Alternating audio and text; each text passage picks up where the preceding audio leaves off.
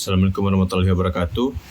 Pada pertemuan 12 ini kita akan membahas setidaknya 3 topik utama, yaitu ada state handle, ada penggunaan CRUD API untuk menyimpan data sederhana, lalu kita akan menggunakan create, read, dan delete sederhana untuk menambahkan, melihat, dan menghapus data. Nah, untuk penggunaan CRUD API kali ini, kita pertama kali akan membuat modelnya terlebih dahulu. Di sini kita akan membuat product request. Nah, di sini akan diisikan variabel-variabel yang akan digunakan untuk data yang akan disimpan nantinya. Dan di sini juga akan disertakan tipe data yang akan disimpan. Di sini ada name yang bertipe data string, lalu ada description yang bertipe data string, price yang bertipe data integer, lalu image.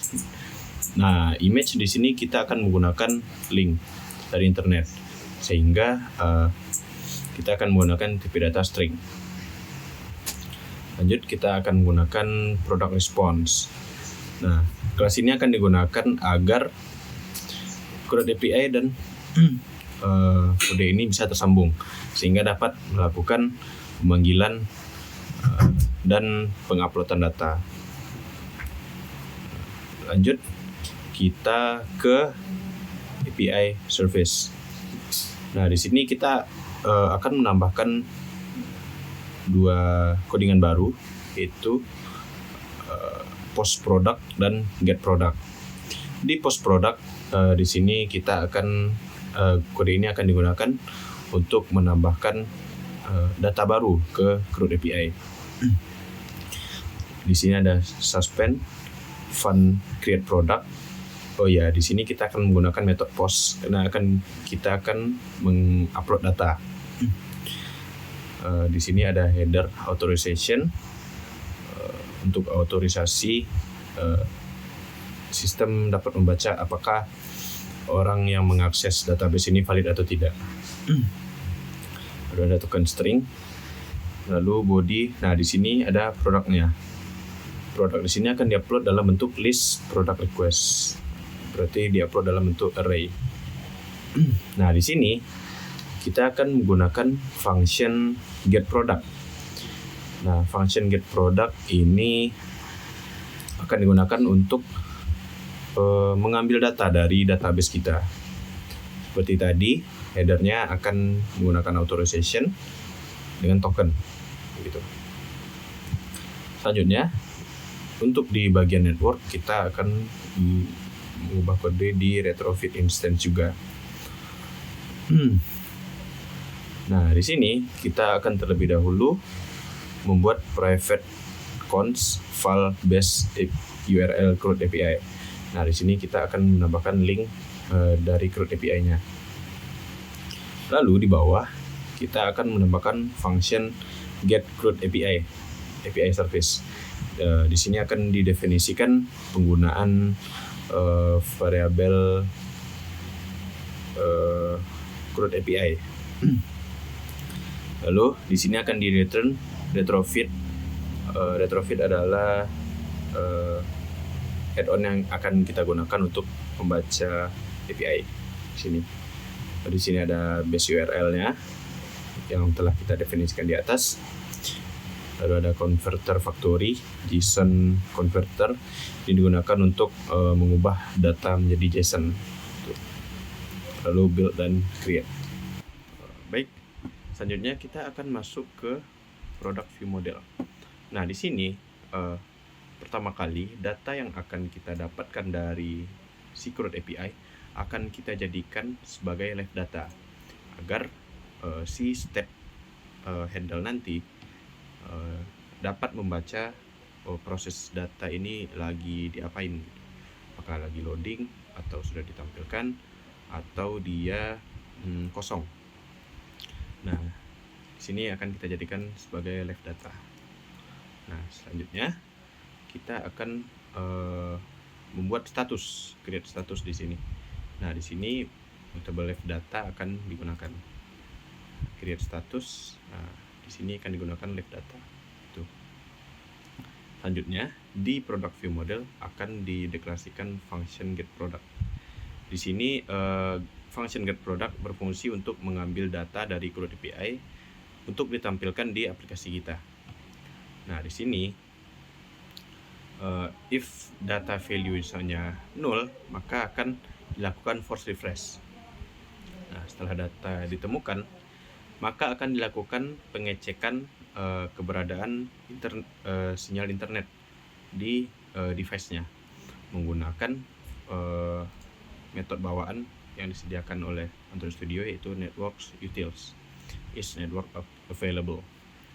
Nah, jika ternyata di sini false atau tidak terdeteksi adanya internet, dia akan menampilkan pesan error no internet connection. Dia langsung pergi ke else.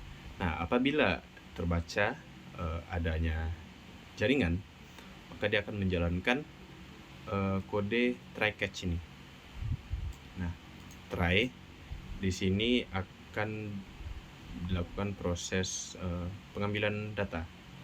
Nah, di sini ada fetch product menggunakan repository yang ada sebelumnya.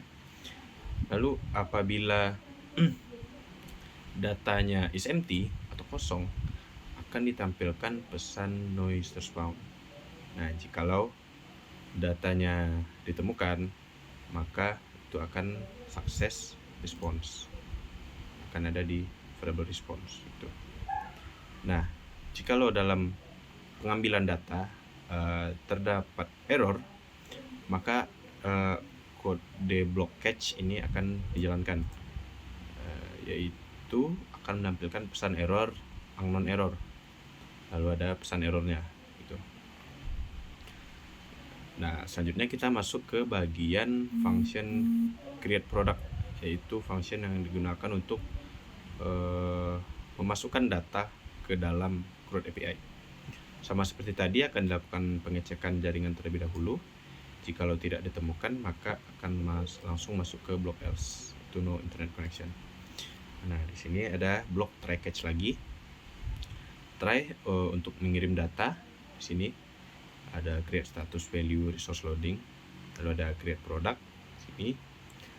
Nah, jikalau proses pemasukan datanya gagal, maka akan dilakukan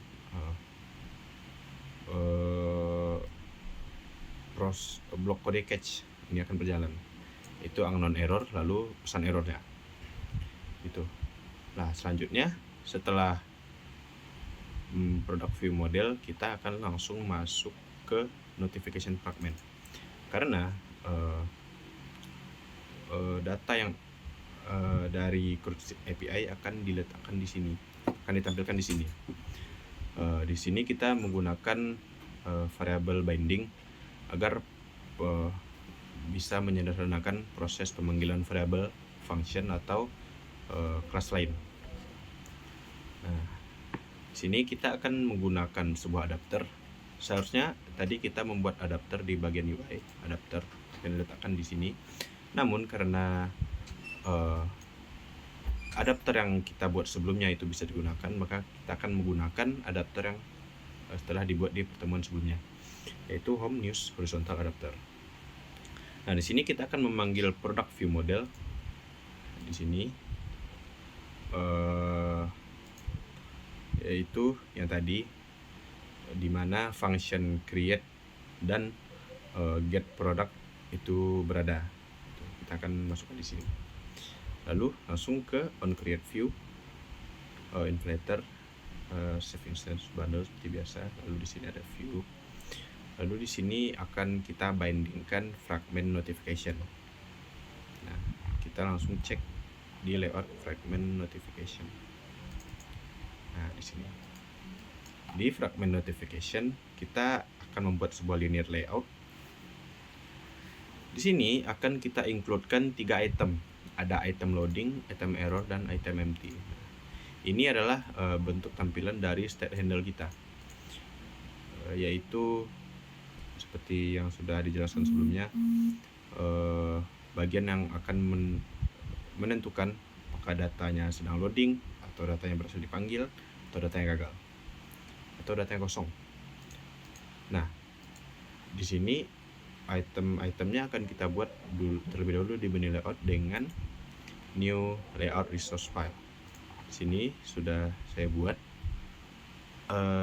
dengan nama item empty yang pertama untuk menampilkan data kosong, yaitu no data available. Di sini kita menggunakan text view.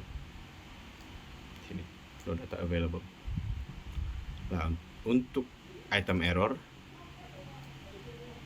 di sini akan ditampilkan text view juga, an error occur dengan warna merah, karena error agar lebih mudah terbaca itu menggunakan warna merah. Nah, lalu di sini ada tombol retry untuk akan digunakan untuk mengulang nantinya untuk pemanggilan datanya. Lalu ada item loading. Nah, untuk loading di sini kita tampilkan card view kosong saja. Baik, kita kembali ke fragment notification. Nah, setelah 3 item yang di-includekan tadi, kita di sini juga akan membuat recycler view yang akan menampilkan list data yang akan ditampilkan dari si CRUD API. Di sini kita buat dengan ID product list menggunakan layout yang sudah dibuat sebelumnya, yaitu home new item horizontal. Gini kira-kira card view yang akan digunakan seperti ini. Gitu. Oke, baik, mungkin dari fragment notification itu saja. Kita kembali langsung ke notification fragment. Tuh. Nah, di sini untuk get product akan diterapkan step-nya. Nah, di sini ada resource loading. Nah, di sini akan kita buat apabila produknya sedang loading, maka akan ditampilkan loading product, visibility-nya visible, dan empty, error, dan product list akan di gone atau tidak akan ditampilkan. Nah, apabila pemanggilan datanya itu sukses, maka akan ditampilkan resource success, yaitu akan ditampilkan pesan sukses, data berhasil disimpan. Nah, di sini yang akan kita visiblekan yaitu product list, sedangkan loading product, empty product, dan error product itu di gone atau tidak akan ditampilkan, yaitu item-item yang kita buat tadi. Nah, apabila resource-nya empty, yang akan divisiblekan harusnya di sini gone, dan yang divisiblekan yaitu yang empty product ini visible gitu. Nah, pada resource error itu akan ditampilkan pesan error, terjadi kesalahan dengan pesan kesalahannya. Nah, di sini akan kita tampilkan yaitu error visible gitu. Mungkin itu saja bagian dari state instance-nya. Kita lanjut ke variable ke function create product. Sebelumnya sudah kita buat di product view model. Di sini kita tinggal memanggil dan kita akan menambahkan variabel-variabel untuk pengisian datanya. Di sini namanya kita buat apel Sumatera, deskripsinya apel Sumatera adalah itu. Apel Sumatera sudah kita tambahkan sebelumnya. Coba kita apel import.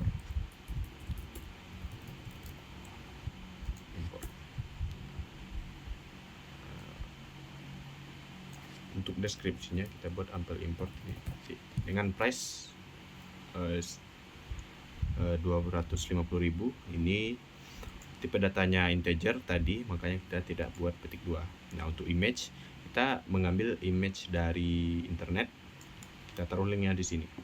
Lalu kita buat file product, yaitu list dari name, dash, price, dan image sebelumnya. Akan kita simpan dalam sebuah array atau list. Nanti di sini akan dikirim ke CRUD API dengan kode ini. Resource loading data, yaitu mengirim data. Apabila telah sukses akan ditampilkan data proses di sini. Diambil gitu. Lalu akan ada snack bar juga di sini. Kira-kira itu saja yang ada di notification fragment. Nah, kita akan coba jalankan aplikasinya. Ketika kita mengakses halaman notification nantinya, data ini akan otomatis terkirim ke CRUD API dan akan ditampilkan langsung di halaman aplikasi kita. Coba jalankan di sini. Device, oke. Ini langsung kita skip. Kita ada di main activity, di message. Kita akan langsung mengakses notification di sini. Nah, ini ada snack bar tadi. Nah, ini data yang barusan kita masukkan, apel import. Ketika kita mengakses notification, dia akan otomatis menambahkan data ini. Kalau kita ke information, lalu mengakses notification, coba kita akses home, coba akses message. Nah, dia akan mengulang proses pengiriman data. Makanya di sini ada Apple importnya 2. Gitu. Nah, kira-kira ini adalah bentuk dari CRUD sederhana yang bagian create. Untuk read akan dilakukan di halaman notification, dan proses delete itu kita bisa lakukan di website CRUD API-nya. Nah, di sini. Ya. Untuk token bearer kita dapatkan dari sini API keys, lalu create new key. Gitu. Di sini kita bisa mendapatkan token bearer yang baru.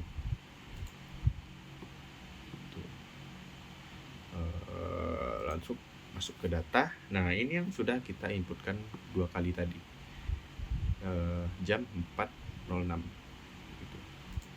Nah, ini dia datanya, apel import. Nah, ini disimpan dalam bentuk JSON. Makanya kita butuh JSON converter dari aplikasi kita. Nah, untuk proses penghapusan data itu kita akan lakukan di sini. Kita akan coba menghapus semua datanya di sini. Nah, ketika aplikasi ini kita jalankan ulang, maka seharusnya akan ditampilkan satu data di sini, yaitu Apple import yang di sini. Sekarang kita coba jalankan aplikasinya.